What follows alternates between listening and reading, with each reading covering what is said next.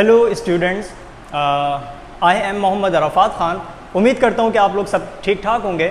चलें भाई, कंटिन्यू करते हैं अपने चैप्टर मतलब मोशन इन वन डायमेंशन को कंटिन्यू करते हैं। और आज का जो हमारा टॉपिक है वो है इक्वेशंस ऑफ मोशन।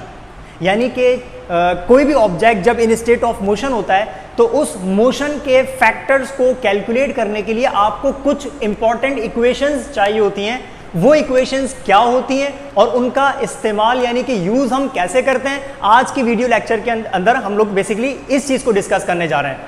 अच्छा, मेरी बात गौर से सुनिएगा। हम लोगों ने अभी तक जो फॉर्मूला पढ़ लिए हैं इस चैप्टर के अंदर, हम उसको डिस्कस करते हैं। भाई, हम लोगों ने जो फॉर्मूला पढ़ा, लेट्स सपोज स्पीड का, वो पढ़ा डिस्टेंस डिवाइडेड बाय टाइम, है ना। अच्छा, इसी फॉर्मूले को अगर मैं यूं करके लिख दूं कि distance is equal to, okay, ये टी डिवाइड कर रहा है, वहां जाके मल्टीप्लाई करेगा तो क्या बनेगा, speed multiply by time. Then एक फॉर्मूला हमने और पढ़ा, और वो पढ़ा एक्सेलरेशन का, और वो हमने पढ़ा final velocity minus initial velocity divided by time. तो अभी तक हम लोगों ने इस चैप्टर के अंदर ये तीन फॉर्मूला पढ़ रखे हैं। किस किस का फॉर्मूला? स्पीड का या वेलोसिटी का, देन डिस्टेंस का फॉर्मूला यहीं से डिराइव कर लिया हम लोगों ने, और फिर हम लोगों ने एक्सेलरेशन का फॉर्मूला पढ़ लिया है। अच्छा, ये जो तीन फॉर्मूला हमारे पास अभी तक मौजूद हैं, ये तीन फॉर्मूला इनफ नहीं होते बहुत सारी न्यूमेरिकल्स को, बहुत सारे प्रॉब्लम्स को सॉल्व करने के लिए। समझ रहे मेरी बात? तो अब जब आप किसी ऑब्जेक्ट की मोशन को डिस्कस करते हैं तो हमें इन तीन फॉर्मूला के अलावा और भी इक्वेशंस या और भी फॉर्मूला चाहिए होते हैं ताकि आप इजीली कैलकुलेशंस कर सकें। सो वो इक्वेशंस, वो फॉर्मूला जो कि किसी भी ऑब्जेक्ट की मोशन से रिलेटेड होता है, उस ऑब्जेक्ट की मोशन के फैक्टर्स को कैलकुलेट करने के लिए होता है, उन फॉर्मूला को, उन इक्वेशंस को हम बोलते हैं इक्वेशंस ऑफ मोशन। बहुत आसान सी बात है। और इन इक्वेशंस ऑफ मोशन की डेरिवेशन हम लोग इन्हीं फॉर्मूला से करते हैं और आसान से रूल्स और रेगुलेशंस को फॉलो करते हुए कर लेते हैं। ठीक है, तो स्टार्ट करते हैं आज का लेक्चर। और आज के लेक्चर में हम लोग डिस्कस करने जा रहे हैं कि हमारे पास कितनी इक्वेशंस ऑफ मोशन है और उन इक्वेशंस ऑफ मोशन को हम कब और कहां यूज करते हैं। Okay, let's start the topic.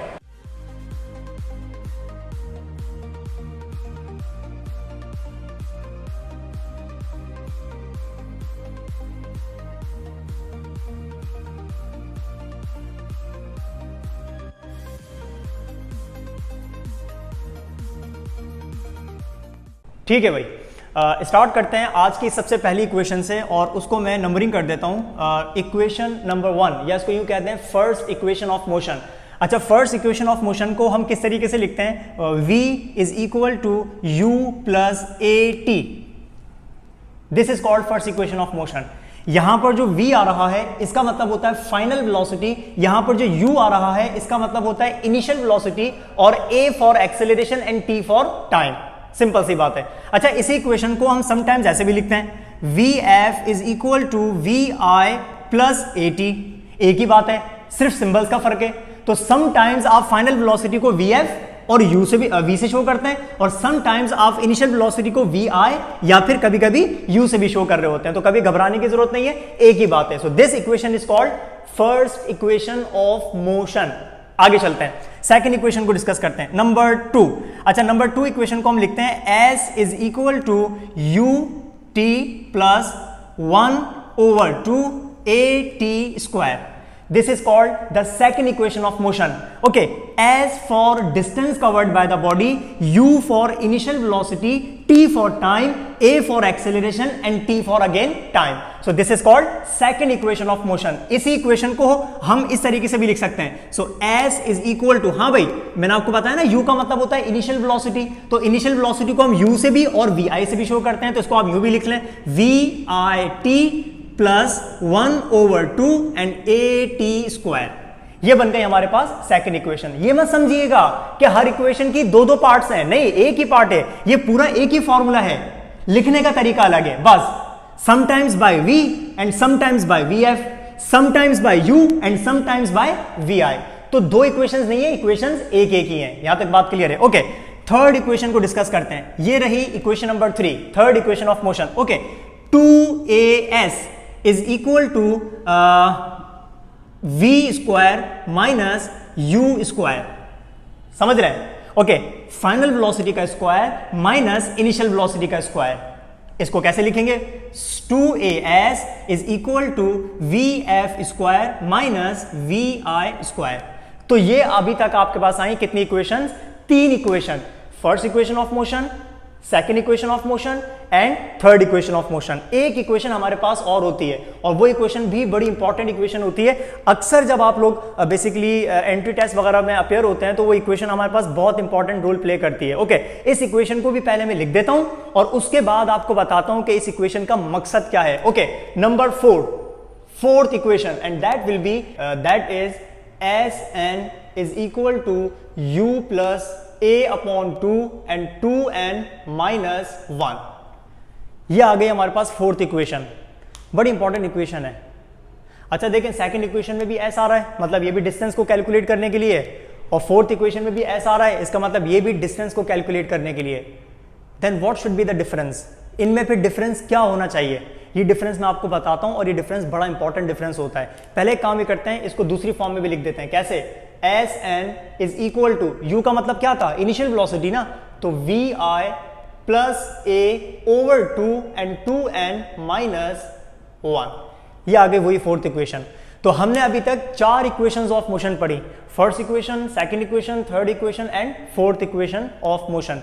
ये चारों की चारों बड़े इंपॉर्टेंट है। अब हमारा जो काम है फिलहाल वो ये काम है कि आप इन दोनों इक्वेशंस में डिफरेंस बताएं कि ये दोनों इक्वेशंस में क्या डिफरेंस है। डिफरेंस इस सेंस में नहीं कि इसमें vi आ रहा है, इसमें 1/2 आ रहा है, इसमें a आ रहा है, ये वाला डिफरेंस नहीं।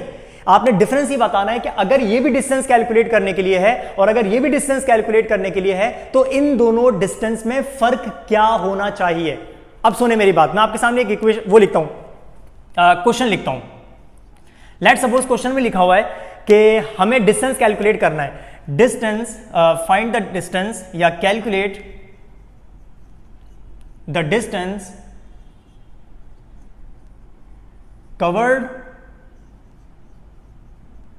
covered by a freely falling body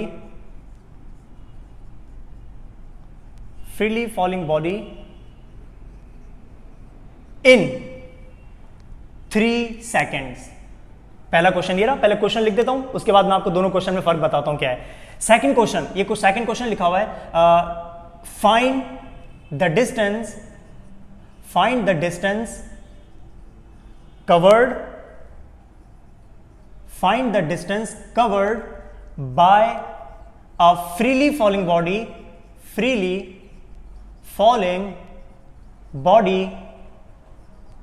in third second। हाँ भाई, फर्क नजर आ रहा है आपको दोनों क्वेश्चंस के अंदर? दोनों क्वेश्चन के अंदर बड़ा वाज़े फर्क है। वाज़े फर्क क्या? लेट सपोज मैंने इस मार्कर को ड्रॉप किया, ये फ्रीली फॉलिंग बॉडी हो जाएगी, ठीक है। इसको भी डिस्कस करते हैं, इसको हम बोलते हैं मोशन अंडर ग्रेविटी। इस टॉपिक को भी डिस्कस करते हैं। ओके, इस मार्कर को मैंने ड्रॉप किया, तो जब ये ड्रॉप होगी तो ये मूव करके नीचे जाएगी, ठीक है। तो जाहिर सी बात है कोई ना कोई डिस्टेंस कवर करेगी। ये कह रहा है कि लेट सपोज वो बॉडी मार्कर है, जब आप मार्कर को ड्रॉप करेंगे तो बताएं ये मार्कर जो है वो 3 सेकंड्स में टोटल कितना डिस्टेंस कवर करके नीचे पहुंच जाएगी। मतलब distance covered by the freely falling body in 3 seconds, 3 seconds में। और दूसरा क्वेश्चन में लिखा हुआ है कि बताएं जब आप इस मार्कर को ड्रॉप कर देंगे तो ये अपने 3rd सेकंड के अंदर, मतलब तीसरे सेकंड के अंदर कितना डिस्टेंस कवर करेगी। मतलब पहले सेकंड में पर्टिकुलर डिस्टेंस कवर करेगी, फिर दूसरे सेकंड में पर्टिकुलर डिस्टेंस कवर करेगी, फिर तीसरे सेकंड में पर्टिकुलर डिस्टेंस कवर करेगी। तो सेकंड वाले क्वेश्चन में ये आपसे टोटल टाइम की बात नहीं कर रहा, ये टोटल टाइम है, मतलब पूरे के पूरे 3 सेकंड्स में कितना डिस्टेंस कवर किया। लेकिन सेकंड क्वेश्चन में लिखा हुआ है कि उस बॉडी ने सिर्फ और सिर्फ अपने तीसरे सेकंड में यानी कि 3rd सेकंड में कितना डिस्टेंस कवर किया। इसका मतलब यह है, बात समझ आई? So distance covered in n seconds और distance covered in nth second, this is the huge difference between the 2 distances.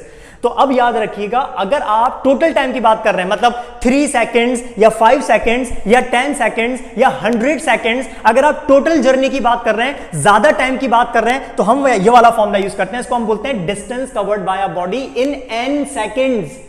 और अगर आप किसी पर्टिकुलर सेकंड की बात कर रहे हैं, जैसे कि डिस्टेंस कवर्ड इन सेकंड या 4th सेकंड या 100th सेकंड या 20th सेकंड, तो आप किसी पर्टिकुलर डिस्टेंस कवर्ड की बात कर रहे हैं, तो इस डिस्टेंस को हम बोलते हैं distance covered in nth second. तो इसका मतलब इस वाले फॉर्मूले का नाम क्या हुआ, distance covered in nth second. तो मैं यहां पर लिख देता हूं कि इस फॉर्मूले को हम कैलकुलेट कब करेंगे, यूज कब करेंगे, to calculate the distance covered in nth second.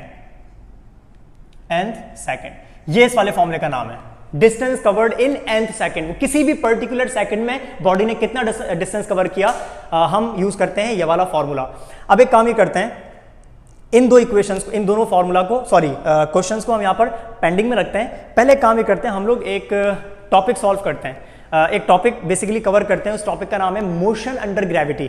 पहले इस टॉपिक को डिस्कस करते हैं, उसके बाद सबसे एंड के अंदर इन दोनों क्वेश्चंस को हम सॉल्व कर लेंगे, ठीक है। वो इस वजह से क्योंकि यहाँ पर फ्रीली फॉलिंग बॉडी का जिक्र आ रहा है, तो यहाँ पर मोशन अंडर ग्रेविटी का रोल प्ले हो रहा है। तो पहले हम उस कॉन्सेप्ट को क्लियर करते हैं ताकि आपको ये क्वेश्चन सॉल्व करने में मुश्किल ना हो, ठीक है भाई। अच्छा, हो सकता है कि मुझे यहाँ पर बोर्ड वगैरह रब करने की जरूरत पड़ जाए, तो याद रखिएगा कि क्वेश्चन हमारे क्या लिखे हुए हैं, ठीक है। Calculate the distance covered by the freely falling body in 3 seconds. अगर हो सका तो मैं दोबारा लिख दूंगा, और अगर दोबारा नहीं लिखा तो डायरेक्टली सॉल्व कर दूंगा। आपने ये दोनों क्वेश्चंस याद रखने हैं, ठीक है। चलें भाई आगे चलते हैं। हमारा जो टॉपिक है उसको डिस्कस करते हैं, और जो दूसरा टॉपिक हमारा आ रहा है that is motion under gravity. Motion under gravity, ठीक है। यानी कि ऐसी मोशन बॉडी की जो कि under the influence of gravity हो। भाई बहुत आसान सी एग्जांपल मैं आपको देता हूं। भाई लेट सपोज ये मार्कर है, इस मार्कर को मैं ऊपर फेंकता हूं, ये मार्कर ऊपर जाएगा जाएगा, क्या ये मैं फेंकूंगा तो हमेशा ऊपर जाता रहेगा? नो, इस पे ग्रेविटी एक्ट करेगी, इसको ऊपर जाने से रोकेगी और वापस फिर नीचे लेकर आएगी, है ना। तो जब मैं मार्कर को ऊपर फेंकूंगा तो ये स्पीड से फेंका मैंने, आहिस्ता आहिस्ता स्लो होता जाएगा, स्लो स्लो स्लो स्लो होता जाएगा, एक पॉइंट आएगा वहां पर रुकेगा, और रुकने के बाद वापस फिर नीचे आना स्टार्ट होगा, फिर नीचे आना स्टार्ट हो जाएगा। मींस आपने बॉडी को ऊपर थ्रो किया तो इस बॉडी की मोशन को डिसेलरेट किया जा रहा है, इस बॉडी की मोशन को रोका जा रहा है, नीचे पुल किया जा रहा है। तो जो नीचे चीज पुल करने वाली है उस पुल को हम क्या बोलते हैं? Gravitational pull. समझ रहे हैं? तो अगर आप बॉडी को ऊपर थ्रो कर रहे हैं तो उस बॉडी की मोशन क्या हो जाएगी? Motion under gravity. यानी कि उस बॉडी के ऊपर टोटली सिर्फ एक फोर्स एक्ट करेगी, और वो सिंगल फोर्स कौन सी वाली होगी? ग्रेविटेशनल फोर्स होगी। समझ रहे मेरी बात? हाँ, अगर आप एयर की बात कर रहे हैं तो आप यहां पर एयर को निग्लेक्ट कर दें। निग्लेक्टिंग एयर रेजिस्टेंस, अगर आपने किसी बॉडी को थ्रो किया तो such a motion is called motion under gravity. दूसरी एग्जांपल लेते हैं, मार्कर है, मैं इस बार ऊपर नहीं फेंक रहा बल्कि इसको हाइट से ड्रॉप करूंगा। जब मैं इस मार्कर को ड्रॉप करूंगा तो नीचे जाएगा ना, ये खुद ब खुद नीचे जा रहा है, या फिर मैं ये कहूंगा इसको नीचे लेकर जाया जा रहा है, और जो फोर्स इसको नीचे खींच रही है, पुल कर रही है, उसको हम क्या बोल रहे हैं? ग्रेविटेशनल फोर्स, है ना, force of gravity.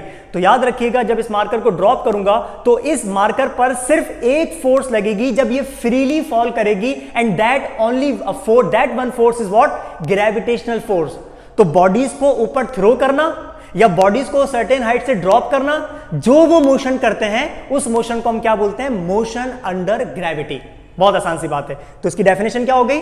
When an object is thrown upward और an object is dropped from a certain height, that motion is called motion under gravity. यहां तक बात क्लियर है? आगे चलते हैं, इसके मेन पॉइंट्स लिखते हैं मोशन अंडर ग्रेविटी के। क्या कि सबसे इंपॉर्टेंट पॉइंट ये लिखते हैं कि याद रखिएगा, जब भी कोई body motion under gravity execute करती है, भाई लेट्स सपोज मैंने क्या किया, मार्कर को ऊपर फेंका, तेजी से फेंका, जैसे जैसे ऊपर जाती जाएगी इसकी स्पीड स्लो होती जाएगी, इसकी स्पीड कम होती जाएगी। स्पीड का कम होना यानी कि स्पीड का चेंज हो जाना, और जब भी स्पीड चेंज होती है तो क्या प्रोड्यूस होती है? एक्सेलरेशन। इसका मतलब ऊपर जाते हुए भी इसके अंदर एक्सेलरेशन है, और जब ऊपर से नीचे आएगी तो इसकी स्पीड हर सेकंड बढ़ती जाती है, बढ़ती जाती है, ठीक है। तो जब नीचे आ रही है तब भी इसकी स्पीड चेंज हो रही है। इसका मतलब स्पीड चेंज हो रही है का मतलब क्या? इसकी मतलब इसमें एक्सेलरेशन प्रोड्यूस हो रही है। तो याद रखिएगा, during motion under gravity, during motion under gravity bodies, सारी की सारी बॉडीज मूव करती हैं एक कांस्टेंट एक्सेलरेशन के साथ, और उस कांस्टेंट एक्सेलरेशन को हम बोलते हैं ग्रेविटेशनल एक्सेलरेशन या फिर एक्सेलरेशन ड्यू टू ग्रेविटी। याद रखिएगा, जब भी मोशन अंडर ग्रेविटी की बात आएगी वहां पर एक कांस्टेंट एक्सेलरेशन का जिक्र लाजमी होगा, और उस कांस्टेंट एक्सेलरेशन को हम क्या बोलेंगे? Acceleration due to gravity. मतलब ग्रेविटी की वजह से जो बॉडीज में एक्सेलरेशन आ जाती है, ऊपर जाते हुए डिसेलरेट होना, और नीचे आते हुए एक्सेलरेट होना। तो याद रखिएगा during motion under gravity bodies कभी भी कांस्टेंट वेलोसिटी के साथ मूव नहीं कर सकती। It is impossible to move with constant velocity under the action of gravity. It is impossible. ये बात ज़हनों में फिक्स कर लो, ये बात ज़हनों में बिठा लो अपने। समझ रहे हो मेरी बात? ये बड़ी इंपॉर्टेंट डिस्कशन की मैंने अभी आपसे 1-2 मिनट के अंदर रिगार्डिंग मोशन अंडर ग्रेविटी। समझ आ रही है मेरी बात? सो मोशन अंडर ग्रेविटी में हमेशा बॉडी के पास क्या होगी? एक कांस्टेंट एक्सेलरेशन होगी। इस बात को हम यहां पर लिख देते हैं कि ड्यूरिंग प्रोजेक्टाइल मोशन मेरे बार बार उसमें आ रहा है ध्यान में, इसके बाद हमारा चैप्टर वही होगा projectile motion. Okay,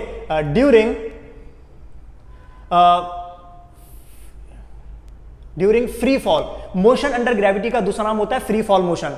free fall है, सिर्फ एक फोर्स एक्ट करेगी, बाकी कोई फोर्स एक्ट नहीं करेगी, ठीक है। So during free fall motion objects move with constant acceleration. सारे ऑब्जेक्ट्स एक कांस्टेंट एक्सेलरेशन के साथ मूव करते हैं और उस कांस्टेंट एक्सेलरेशन को कहते हैं acceleration due to gravity. With constant acceleration called, अब इसका नाम लिख देता हूं, ग्रेविटेशनल एक्सेलरेशन। ग्रेविटेशनल एक्सेलरेशन, ठीक है। यह आगे ग्रेविटेशनल एक्सेलरेशन, उसका नाम डिनोटेड बाय। अच्छा, इसको डिनोट किससे करते हैं वो भी लिख देता हूं। अच्छा, इसको डिनोट करने का तरीका क्या है? या तो हम बनाते हैं स्मॉल जी, या फिर हम बनाते हैं ए और ए के साथ छोटा सा जी बना दें। सो स्मॉल जी या फिर और करके ए जी। या आ गई इसकी ग्रेविटेशनल एक्सेलरेशन की representation. So gravitational acceleration is represented by small g या फिर ए और जी, या इसका दूसरा नाम क्या होता है? Acceleration due to gravity. अच्छा, अब एक काम करते हैं, इसी बेसिकली इस सेंटेंस को कंटिन्यू करते हैं आगे। वो कैसे कि हुज वैल्यू, क्या लिखा हुआ यहां पर? Constant with constant acceleration. यहां पर एक चीज मिस हो गई, मैं इसको लिख देता हूं, कांस्टेंट एक्सेलरेशन, ठीक है ना? Okay, with constant acceleration which is called gravitational acceleration. अच्छा, यहां पर वर्ड लिखा हुआ है कांस्टेंट एक्सेलरेशन, यानी कि इस एक्सेलरेशन की वैल्यू कांस्टेंट होगी, आपने याद रखनी पड़ेगी, है ना? तो याद रखिएगा, जब भी हम अर्थ की सरफेस पर होते हैं, near the surface of the अर्थ होते हैं, मतलब सरफेस क्या होती है अर्थ की? जो रोड्स हैं, जिस रोड पे आपकी गाड़ियां चलती हैं, आपकी बाइक्स हैं, आपकी व्हीकल्स हैं, जिस रोड पे आप लोग चलते हैं, वॉक करते हैं, उस रोड को हम कहते हैं ये अर्थ का सरफेस है। तो जब तक आप अर्थ की सरफेस के करीब हैं, मतलब आप फर्स्ट फ्लोर पे हैं, आप थर्ड फ्लोर पे हैं, आप 10th फ्लोर पर हैं, ये मतलब अर्थ की सरफेस के करीब है, एज कंपेयर टू वो डिस्टेंसेस जो कि हमारी अर्थ के मतलब बेसिकली एटमॉस्फेयर से बाहर है, ठीक है। वो डिस्टेंस बहुत ज्यादा होता है, थाउजेंड्स ऑफ किलोमीटर्स में होता है ना? तो हम जब तक अर्थ की सरफेस के नियर हैं, तो याद रखिएगा इस एक्सेलरेशन, कौन सी वाली? इस वाली एक्सेलरेशन की वैल्यू कांस्टेंट होती है, and that constant value is, हो सकता है आप लोगों ने जवाब दे दिया हो मुझे, काश मैं आपको सुन पाता, and that value is 9.8 metre per second square, है ना? इसको लिख देते हैं, whose value near the surface of the earth. ये इंपॉर्टेंट वर्ड है, near the surface of the earth या एट द सी लेवल, यूं कहते हैं इसको, near the surface of earth is about, okay, is about के बाद हम लिखते हैं इसकी वैल्यू। ओके, इसकी वैल्यू होती है 9.8 मीटर पर सेकेंड स्क्वायर। यह आ गई इसकी value near the surface of the अर्थ। अगर आप सरफेस की अर्थ के करीब हैं तो इसकी वैल्यू कांस्टेंट है। बहुत ज्यादा हाइट पर, बहुत ज्यादा एल्टीट्यूड पे, थाउजेंड्स ऑफ किलोमीटर जब आप, thousands of metre, thousands of kilometre जब आप हाइट कवर कर लेते हैं, तब जाकर ये वैल्यू चेंज होना स्टार्ट होती है, वेरी होना स्टार्ट होती है। और इस वाले टॉपिक को हम कुछ चैप्टर्स के बाद डिस्कस करेंगे, जिसको हम बोलते हैं variation of g with altitude, यानी कि हाइट के साथ साथ, बहुत ज्यादा हाइट के बाद, अभी near the surface of the अर्थ की हम बात नहीं कर रहे, बहुत ज्यादा हाइट के बाद इस वैल्यू ऑफ जी में फर्क आना स्टार्ट हो जाता है। तो until and unless you are at the surface of the earth, the value of g is constant. ये बात ध्यान में रखिएगा, and that constant is how much? 9.8 metre per second square. ये कांस्टेंट वैल्यू है। अच्छा, इस 9.8 को भी हम डिस्कस करते हैं। भाई देखो, बहुत आसान सी बात है, एक चीज मेरे ध्यान में आई आपको बताना एग्जाम्पल के तौर पे, इसको गौर से सुनिएगा। ओके, काम की बात क्या है, मेरी बात को गौर से सुने भाई। लेट सपोज एक बॉडी है, उसकी एक्सेलरेशन है 2 मीटर पर सेकेंड स्क्वायर, है ना? अच्छा 2 मीटर पर सेकंड स्क्वायर को हम यूं भी लिखते हैं 2 मीटर पर सेकंड। ये मैंने आपको डिटेल में बताया था जब हमने एक्सेलरेशन को डिस्कस किया था। बहुत ज्यादा इंपॉर्टेंट टॉपिक है, कॉन्सेप्चुअली बहुत इंपॉर्टेंट है, वैसे बहुत आसान है, स्टूडेंट्स रट लेते हैं डेफिनेशन लेकिन उनको कॉन्सेप्ट नहीं पता होता। तो ये मैंने आपको कॉन्सेप्ट वहां पर डिटेल में बताया था कि अगर लिखा हुआ है कि बॉडी की acceleration 2 metre per second square है, इस वैल्यू का मतलब होना क्या चाहिए। अब मेरी बात सुने, 2 मीटर पर सेकंड स्क्वायर का मतलब होता है कि अगर लेट सपोज मेरी एक्सेलरेशन 2 मीटर पर सेकंड है और अगर मैं स्टार्ट हो रहा हूं रेस्ट से, तो याद रखिएगा according to the concept of acceleration मैं अपनी स्पीड या अपनी वेलोसिटी हर सेकंड 2 मीटर पर सेकंड के हिसाब से बढ़ाता जाऊंगा।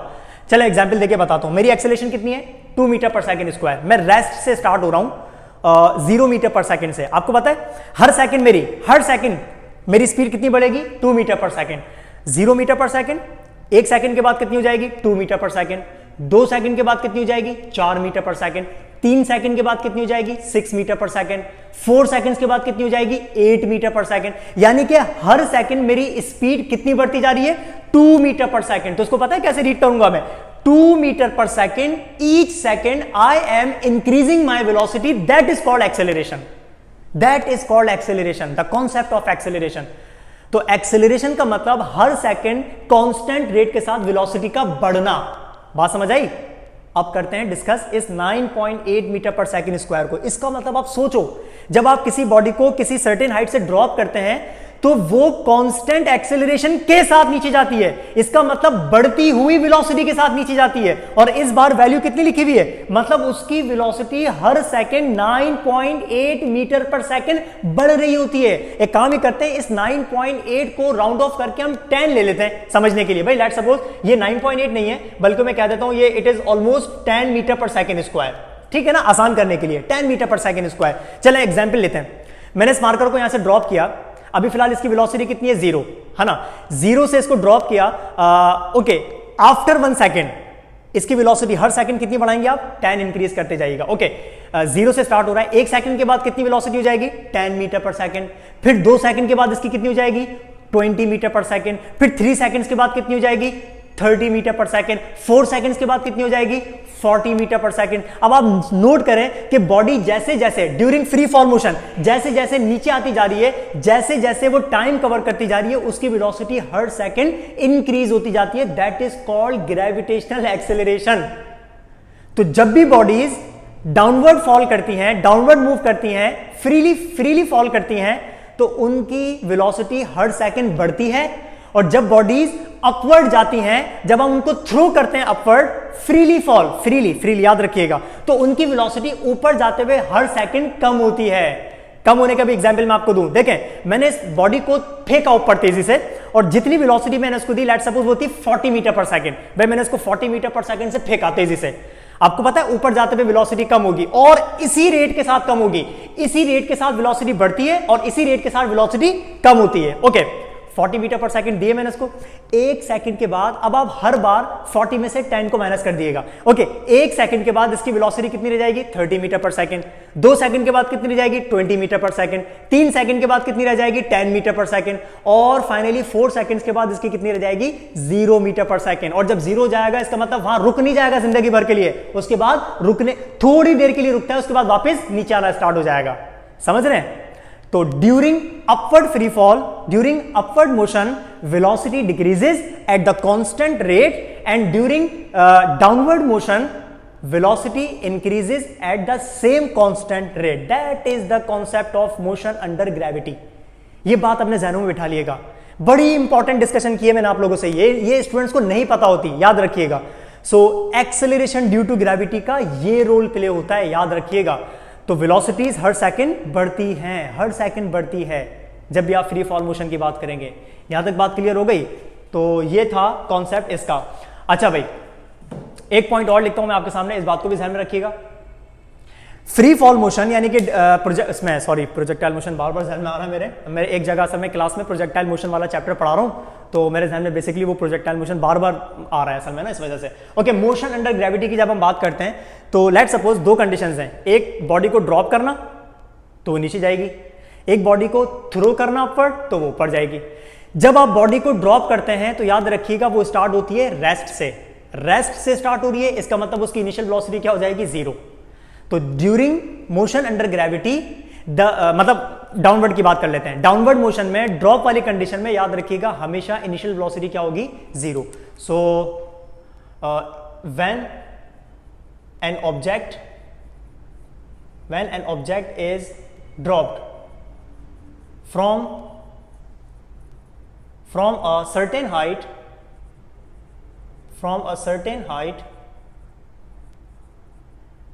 तो इस कंडीशन में क्या हो जाएगा, इनिशियल वेलोसिटी विल बी 0। जब भी आप किसी बॉडी को ड्रॉप करेंगे तो आपने हमेशा इक्वेशंस में, इन सारी इक्वेशंस में आपने इनिशियल वेलोसिटी की जगह क्या पुट करना है, 0 पुट करना है। ठीक है, ये दो इक्वेशन जब हम सॉल्व करेंगे ना इन दोनों क्वेश्चंस को, तो हमें ये पुट करना पड़ेगा। देखें यहां पर क्या लिखा हुआ है, covered by a freely falling body, मतलब ऊपर से इसको ड्रॉप किया गया है तो उसकी इनिशियल वेलोसिटी हम क्या रखेंगे, 0। और जब आप ऑब्जेक्ट को नीचे से ऊपर थ्रो करते हैं तो उसके पास इनिशियल वेलोसिटी होती है, आप उसको वेलोसिटी देते हैं तो वो ऊपर जाती है बॉडी, और जब वो ऊपर जारी होती है तो फाइनली वो कहीं जाकर रुकती है। तो जब रुकेगी तो उसको हम बोलेंगे वहां पर रुक गई, इसका मतलब उसकी फाइनल वेलोसिटी 0 हो गई। तो when an object is thrown upward, उसकी फाइनल वेलोसिटी 0 हो जाती है। सो when an object is thrown upward, ठीक है, its vf will always be 0। ये दो पॉइंट्स याद रखिएगा। इनिशियल वेलोसिटी कब 0 होगी, जब आप बॉडी को ड्रॉप करेंगे। जब मैं यहां से इसको ड्रॉप करूंगा तो इसकी इनिशियल वेलोसिटी 0 हो जाएगी। और फाइनल वेलोसिटी कब होगी, जब आप बॉडी को ऊपर थ्रो करेंगे, है ना। जब आप बॉडी को ऊपर थ्रो करते हैं तो यहां पर ये देखो, यहां पर रुकी थी ये, दोबारा नोट करिएगा। जब आप बॉडी को ऊपर थ्रो करते हैं, ये यहां रुकी थी और फिर भी नीचे आई, तो यहां पर इसकी फाइनल वेलोसिटी क्या हो गई होगी, 0 मीटर पर सेकंड। समझ रहे हैं मेरी बात। तो ये कॉन्सेप्ट था किसका, मोशन अंडर ग्रेविटी का। अब एक काम करते हैं कि हमारे पास ये सारी इक्वेशंस जो लिखी हुई हैं, इन इक्वेशंस को, सेम इक्वेशंस हमारी यूज होती है मोशन अंडर ग्रेविटी के अंदर भी। ठीक है, बस एक फर्क आ जाएगा, और वो ये, जहां पर आपको ए नजर आ रहा है उस ए को रिप्लेस करते हैं जी के साथ, क्योंकि रेक्टिलिनियर यानी कि ग्राउंड पर जब आप मूव करते हैं तो वहां पर एक्सेलरेशन होती है, सिंपल एक्सेलरेशन होती है। और जब आप मोशन अंडर ग्रेविटी की बात करते हैं तो वहां पर आ जाता है जी का कॉन्सेप्ट, वहां पर आ जाता है एक्सेलरेशन ड्यू टू ग्रेविटी का कॉन्सेप्ट। इन्हीं इक्वेशंस को इस फॉर्म में कैसे लिखेंगे, देखें, वी एफ सेम रहेगा, वी आई सेम रहेगा, प्लस ये क्या हो जाएगा, जी टी। सिंपल, सिर्फ क्या हुआ, ए की जगह जी आ गया। मैं जितनी भी ग्रीन से आप इक्वेशन लिखूंगा वो सारे के सारे किसकी रिप्रेजेंट कर रही है, ये देखो ग्रीन से लिखा हुआ ना, मोशन अंडर ग्रेविटी, इसको रिप्रेजेंट करेंगे। Then we have s same रहेगा, is equal to v i t plus 1/2 and g t square. बस क्या किया हमने, सिर्फ ए को रिप्लेस कर दिया, किससे, जी से रिप्लेस कर दिया। Again third equation of motion, 2as is equal to v f, sorry a नहीं बल्कि क्या आ जाएगा, जी आ जाएगा। 2gs is equal to v f square minus v i square. बहुत आसान सी बात है ना। ये आ गए आपके पास तीन इक्वेशन। इसी तरीके से इस वाली इक्वेशन को भी लिख लेते हैं। एक काम ही करता हूं, ये जो मैंने नाम लिखा था इस नाम को रब कर देता हूं, distance covered in nth second, इसकी जगह इक्वेशन लिख देता हूं मैं। ओके, इक्वेशन क्या आ जाएगी, s n is equal to v i plus a लिखा हुआ है, ए की जगह क्या आ जाएगा, जी अपॉन 2 एंड 2n माइनस 1। बस, तो मैंने जितनी भी ग्रीन से इक्वेशन लिखी, ये ग्रीन वाली इक्वेशंस किसको रिप्रेजेंट कर रही है, मोशन अंडर ग्रेविटी को, क्योंकि वहां पर मैंने क्या रिप्लेस कर दिया, ए को रिप्लेस कर दिया जी के साथ। बहुत आसान सी बात है, इक्वेशन में जर्रा बराबर भी फर्क नहीं आया, सारे फैक्टर्स वहीं के वहीं मौजूद हैं, सिर्फ we have replaced a by g, बस और कोई बात नहीं है। सो ये हमारे पास चार इक्वेशंस होती हैं, और इन इक्वेशन से रिलेटेड हमारे पास मोशन अंडर ग्रेविटी, और मोशन अंडर ग्रेविटी से रिलेटेड ये 2 पॉइंट्स और 2 पॉइंट्स। अच्छा, एक बात और, ये बात ध्यान में रखिएगा, जो बताई थी मैंने बात, जी की वैल्यू हर बॉडी के लिए सेम रहती है। ये बात सुने मेरी बात और से, और एक और, ये जो 9.8 मीटर पर सेकेंड स्क्वायर है, ये वैल्यू इस मार्कर के लिए भी सेम है, मेरे लिए भी सेम है, अगर कोई बहुत हैवी ऑब्जेक्ट ड्रॉप हो रहा है उसके लिए भी सेम है। यानी कि value of g is independent of the mass of the body. बहुत इंपॉर्टेंट बात है, बहुत इंपॉर्टेंट बात है, बहुत इंपॉर्टेंट बात है। 3 दफा रिपीट किया, 3 दफा इस बात के ऊपर मैंने जोर दिया, याद रखिएगा। अक्सर क्वेश्चन किया जाता है, अक्सर क्वेश्चन किया जाता है, वहां पर स्टूडेंट्स कंफ्यूज हो जाते हैं। पूछा जाता है कि अगर हमने लेट सपोज एक 1 ग्राम ऑब्जेक्ट को ड्रॉप किया और एक हमने 10 किलो के ऑब्जेक्ट को ड्रॉप किया, मतलब 2 ऑब्जेक्ट्स हैं, हल्का 10 ग्राम्स का और एक 10 किलोग्राम्स का, 2 ऑब्जेक्ट्स को एक साथ ड्रॉप कर रहे हैं, बताओ जी की वैल्यू किसके लिए ज्यादा होगी? कंफ्यूज होकर बोल देते हैं ज्यादा मास वाले के लिए। अरे नहीं भाई, ये जो जी की वैल्यू है ना, ये कांस्टेंट है तमाम ऑब्जेक्ट्स के लिए, मतलब लाइटर ऑब्जेक्ट हो, हैवियर ऑब्जेक्ट हो, मतलब ये जी की वैल्यू किसी ऑब्जेक्ट के मास पर डिपेंड नहीं करती, it is a gravitational constant. मतलब ग्रेविटेशनल कांस्टेंट उसकी बात नहीं कर रहा जो कैपिटल जी होता है, मतलब it is a constant, simple, her body के लिए सेम होती है। तो याद रखिएगा द वैल्यू ऑफ जी, नीचे सबटाइटल में आ रहा होगा, वहां से नोट कर लेना, मैं यहां पर लिख नहीं रहा इस पॉइंट को। द वैल्यू ऑफ जी लिखा हुआ है is same for all the objects regardless of their masses.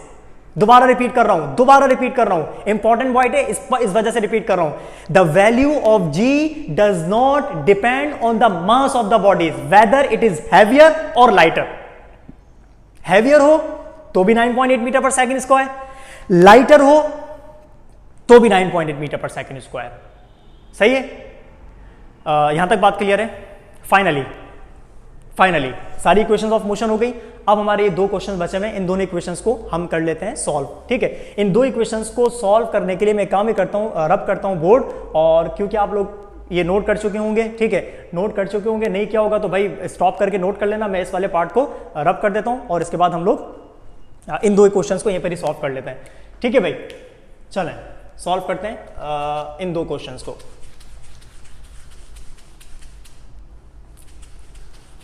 Okay, सबसे पहले मैं करता हूं इस क्वेश्चन को, मैं इसको कह देता हूं क्वेश्चन नंबर 1 है ये, क्वेश्चन नंबर 1, ठीक है, और इसको मैं कह देता हूं ये क्वेश्चन नंबर हमारा 2 है।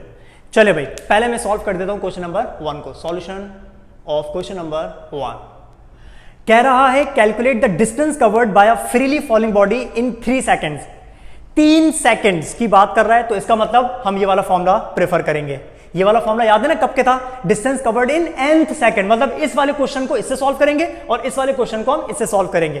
तो भाई s is equal to VIT plus 1/2 and then GT square. Values put करते हैं सॉरी, डिस्टेंस हमें कैलकुलेट करना है, इज इक्वल टू, हाँ भाई अभी यहां पर एक पॉइंट बताया था मैंने, फ्रीली फॉलिंग बॉडी, अगर बॉडी को ड्रॉप किया जाता है तो उस बॉडी की इनिशियल वेलोसिटी क्या होती है? 0। तो इसका मतलब इसको ड्रॉप किया गया है, इसकी इनिशियल वेलोसिटी क्या होगी? 0 मीटर पर सेकेंड। तो 0 इंटू यहां पर क्या रहा है? 3 सेकेंड्स, तो यहां पर t की जगह क्या आ जाएगा? 3 प्लस 1/2, देन g की वैल्यू आप रख ले 9.8 एंड देन इंटू और 3 का स्क्वायर, 1/2 सेम, g की वैल्यू 9.8 और ये t की जगह 3 आ गया। ओके, ये वाला फैक्टर तो 0 हो जाएगा। सो s इज इक्वल टू, हाँ भाई 9.8 का हाफ कितना होता है? 4.9, तो 4.9 इंटू 3 3 जा 9। यहां तक बात क्लियर है? अब जस्ट इन दोनों को मल्टीप्लाई करते हैं और आपका आंसर आ जाएगा 44.1 मीटर्स। यह आ गया पहले क्वेश्चन का आंसर। ठीक है, ओके, अब सॉल्व करते हैं सेकंड क्वेश्चन। मैं दोनों डिस्टेंस में आपको फर्क बताता हूं। सेकंड क्वेश्चन का सॉल्यूशन, ओके, कह रहा है उसी बॉडी ने 3rd सेकंड में, यानी कि अपने तीसरे सेकंड में कितना डिस्टेंस कवर किया वो भी कैलकुलेट करें। तो अब हम फॉर्मूला यूज करेंगे ये वाला, तो हम इसको कैसे यूज करेंगे? Sn is equal to VI plus G/2, ये G लिखा हुआ है, G/2 एंड 2n माइनस 1, ये आ गया फॉर्मूला। अब एक काम ही करते हैं, इनकी वैल्यूज पुट करते हैं। ओके, s के साथ मैं नीचे लगा दूंगा 3 का मतलब 3 सेकंड्स नहीं, बल्कि इसका मतलब है 3rd सेकंड। तो s3 का मतलब क्या हो जाएगा? ये बात कर रहे हैं हम लोग इसके 3rd सेकंड के। देन वी हैव, आप vi की जगह पुट करते हैं 0, क्योंकि जब आप किसी बॉडी को ड्रॉप करते हैं तो उसकी वेलोसिटी क्या हो जाती है उस वक्त? 0 metre per second. Okay, 0 plus g की value 9.8 divided by 2 and bracket के अंदर 2। हाँ भाई n का मतलब ये उस सेकंड की बात कर रहे हैं जो आपकी बात कर रहा है, 3rd का मतलब इसकी जगह मैं क्या पुट करूंगा? 3 पुट कर दूंगा, देन माइनस 1। इस ब्रैकेट को हम कर देते हैं स्क्वायर ब्रैकेट, क्योंकि हमारे पास अंदर कर्ली ब्रैकेट आ चुका है। ओके, 2 3 6 एंड 6 में से 1 सब्ट्रैक्ट कर देंगे और साथ साथ यहां पर कर देते हैं इसको हाफ। 9.8 का हाफ होता है 4.9 और ब्रैकेट में हमारे पास क्या बचा हुआ है? 2 3 6 and 6 minus 1 is equal to 5। अब लास्ट स्टेप है 4.9 को हम मल्टीप्लाई कर दें 5 के साथ, तो हमारा जो आंसर बचेगा वो बचेगा यानी कि 24.5 metres. This is your answer. देखें, नोट द डिफरेंस, दोनों डिस्टेंसेस में फर्क देखें, फर्क क्या है। ये वो डिस्टेंस है जो कि बॉडी ने स्टार्टिंग से लेके 3 सेकंड्स में कवर किया, पूरे 3 सेकंड्स में कवर किया, और ये वो वाला डिस्टेंस है जो कि बॉडी ने स्टार्टिंग से पूरे 3 सेकंड्स में नहीं बल्कि आखिरी का जो 3rd सेकंड था सिर्फ उस सेकंड में कवर किया। So distance covered by the body in 3 seconds is 44.1 metres, while the distance covered by that body in its 3rd second is what? 24.5 meters. This is the difference between these two equations. फर्क ध्यान में रखिएगा, बहुत important फर्क है। आगे जब मैं इस चैप्टर की आपको न्यूमेरिकल्स और साथ साथ वो करवाऊंगा, एमसीक्यूज करवाऊंगा, तो देखिएगा मैं आपके सामने ये वाले एमसीक्यूज लेकर आऊंगा। हम बहुत सारे एमसीक्यूज सॉल्व करेंगे। आपको पता है ना, हर चैप्टर के एंड में हम लोग एमसीक्यूज जरूर सॉल्व करते हैं, तो हम इस चैप्टर के एंड में भी एमसीक्यूज लाजमी सॉल्व करेंगे और आपके बहुत सारे कॉन्सेप्ट्स वहां पर भी क्लियर हो जाएंगे। लेकिन आपको वेट करना पड़ेगा, वो इस वजह से क्योंकि हम चैप्टर के स्टार्टिंग में अभी बहुत सारे अभी टॉपिक्स बाकी हैं। हमारे पास न्यूटन के लॉज बाकी हैं, सारे लॉज पढ़ने हैं। नेक्स्ट वीडियो हमारे पास वही होगी, हम न्यूटन के लॉज को डिस्कस करेंगे, उसके सारे इंपॉर्टेंट कॉन्सेप्ट्स को पढ़ेंगे। ठीक है, कॉन्सेप्चुअली पढ़ेंगे, रट्टे की हद तक नहीं, आपने जो याद किया हुआ होता है उसकी हद तक नहीं, समझेंगे कि न्यूटन, सर आइजैक न्यूटन ने हमें कहा क्या है ना। न्यूटन लॉज पढ़ेंगे, मोमेंटम पढ़ेंगे, law of conservation of momentum पढ़ेंगे, है ना, कोलिजन्स पढ़ेंगे, इलास्टिक इनइलास्टिक कोलिजन्स पढ़ेंगे, इंक्लाइंड प्लेन पढ़ेंगे, फ्रिक्शन को पढ़ेंगे। तो आगे हमारे अभी बहुत सारे मेन टॉपिक्स जो हैं वो बाकी हैं। पूरा चैप्टर खत्म हो जाएगा, उसके बाद हम करेंगे इस चैप्टर के एमसीक्यूज, जिसमें ये एमसीक्यूज भी लाजमी आएंगे, मोशन अंडर ग्रेविटी भी और साथ साथ इक्वेशंस ऑफ मोशन से रिलेटेड भी। चलें भाई, उम्मीद करता हूं आपको वीडियो अच्छी लगी, आपको वीडियो समझ आई, बहुत सारे कॉन्सेप्ट्स आपके क्लियर हो गए होंगे। हमेशा की तरह हम पढ़ते हैं, कॉन्सेप्चुअली पढ़ते हैं, हम सिर्फ डेफिनेशंस की हद तक नहीं जाते। हमारा सारा दारोमदार हमारी डिस्कशन के ऊपर होता है। हम टोटली एक्सप्लेनेशन को डिस्कस करते हैं, हम टोटली कॉन्सेप्ट्स को डिस्कस करते हैं, सिर्फ लिखने की हद तक नहीं रहते। तो सारी बात ये होती है कि आपको मेरे साथ मुझे देखना होता है, सिर्फ गौर से देखना होता है कि मैं आपको क्या एक्सप्लेन कर रहा हूं, उसको बस आपने देखना होता है गौर से। बाकी लिखने के लिए तो आपके पास हर जगह मौजूद है यार, आपको इंटरनेट पे से आपको एक मटेरियल मिल जाएगा। तो लिखना अच्छा होता है, लेकिन लिखने से ज्यादा समझना और देखना जरूरी होता है। तो अपना फोकस हमेशा रखिएगा कि मैं आपसे बोल क्या रहा हूं, सिर्फ लिखने की हद तक नहीं। लिखने का कहोगे तो मैं आपको एक से एक नोट्स प्रोवाइड कर दूंगा, फिजिक्स के बंडल्स ऑफ नोट्स मेरे पास मौजूद हैं। तो नोट्स आप खुद बना सकते हो अपने, पता है जब आपके कॉन्सेप्ट्स क्लियर होंगे। तो कॉन्सेप्ट्स क्लियर होंगे, ये सारी चीजें मुझे याद थोड़ी हैं, मतलब ऐसा थोड़ी है मैंने याद करके रखी हुई, आके रट्टा लगाया हुआ मैं आपके सामने आके लिखना स्टार्ट कर देता हूं। मुझे एक टाइम हो गया पढ़ाते हुए। तो अगर बंदा कॉन्सेप्चुअली चीजों को डिस्कस करता है, तो कॉन्सेप्चुअली पढ़ने के बाद उसके जहन में खुद ब खुद वर्ड्स आ जाते हैं, खुद ब खुद वो इस काबिल हो जाता है कि वो अपने नोट्स बना सके। समझ रहे मेरी बात? तो आप भी इस काबिल हो सकते हो। हम कोई फरिश्ते थोड़ी हैं, हम कोई ऊपर से खुदा की कोई अलग से मखलूक थोड़ी, जो टीचर्स आपको पढ़ाते हैं जिन्होंने पूरी बुक्स याद कर ली होती हैं, कोई अलग मखलूक थोड़ी है भाई। सिंपल से टाइम दिया हुआ है, इतना टाइम दे दिया कि उनको सारे कॉन्सेप्ट्स क्लियर हो गए, और कॉन्सेप्ट्स क्लियर होने के बाद हम अपने नोट्स खुद बना सकते हैं, खुद लिख लेते हैं। आप भी कर सकते हैं, बहुत सारे स्टूडेंट्स करते हैं ऐसा, जो कॉन्सेप्चुअली पढ़ रहे होते हैं, और जो रट्टे की हद तक रहते हैं वो सिर्फ नोट्स को खोलते हैं हमेशा। पढ़ के डेफिनेशन रटी, बंद कर दिया, हो गया मेरा काम। ऐसा मत करिएगा, ठीक है। चलें भाई, बहुत ज्यादा मैंने आपका खा लिया दिमाग, खत्म करते हैं वीडियो को। इंशाल्लाह ताला नेक्स्ट वीडियो के अंदर दोबारा हाजिर होंगे, और उसमें हम पढ़ेंगे न्यूटन साहब के लॉज, और तीनों लॉज को कोशिश करूंगा तीनों लॉज को डिस्कस। हालांकि देखो टॉपिक बहुत छोटा सा, लेकिन आप देखो वीडियो कितनी बड़ी बनी है। अगर देखा जाए तो मुश्किल से 5-10 मिनट, अगर आप देखें क्लासरूम के अंदर ये टीचर्स आपको लिखवा के 5-10 मिनट में खत्म करवा देते हैं। हमने ठीक ठाक पढ़ा इसके बारे में। क्यों? क्योंकि डिस्कशन इंपॉर्टेंट होती है। क्यों? क्योंकि कॉन्सेप्ट्स इंपॉर्टेंट होते हैं। तो न्यूटन के लॉज को मैं कोशिश करूंगा एक ही वीडियो के अंदर सम अप करूं, लेकिन क्योंकि मैं बातें ज्यादा करता हूं, मैं आपको समझाता ज्यादा हूं, कॉन्सेप्ट ज्यादा क्लियर कर रहा होता हूं, तो इसमें ज्यादा टाइम लग जाता है। तो hopefully I will try my level best to complete that lecture in only 1 video, ठीक है। बाकी जो खुदा को मंजूर। ओके जनाब, वीडियो को लाइक करना मत भूलिएगा, वीडियो को शेयर लाजमी करिएगा। अगर आप चाहते हैं आपके फ्रेंड्स का या किसी आसपास जो पढ़ने वाले स्टूडेंट्स उनका फ़ायदा हो, तो शेयर कर दिएगा, कुछ नहीं होता। एक शेयर बटन को करेंगे तो आपका कुछ नहीं जाएगा, पैसे नहीं लगेंगे आपके, ठीक है ना। देन वी हैव कमेंट करिएगा लाजमी, और सब्सक्राइब नहीं किया चैनल को तो सब्सक्राइब कर दें, ठीक है। Thank you, bye bye.